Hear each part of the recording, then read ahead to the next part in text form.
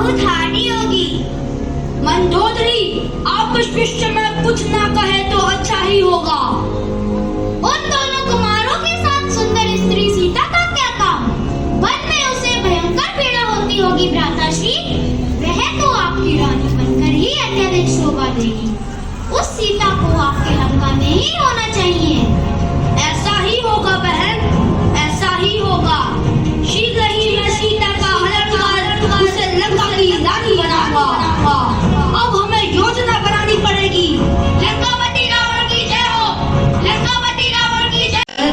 मुझे भिक्षा प्रदान करो।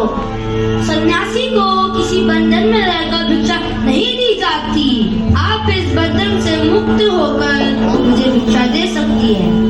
नहीं मुनिवर, मैं इस रेखा से बाहर नहीं आ सकती। क्यों नहीं आ सकती? क्या तुम्हारे द्वार से एक साधु बिन भिक्षा के ही लौट जाएगा? एक साधु का इतना बड़ा अपमान।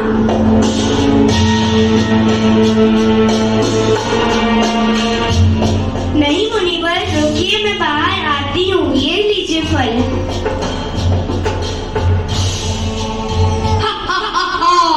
सीते, अब तुम मेरी हो। मैं तुम्हें लंकेश की रानी बनाऊंगा।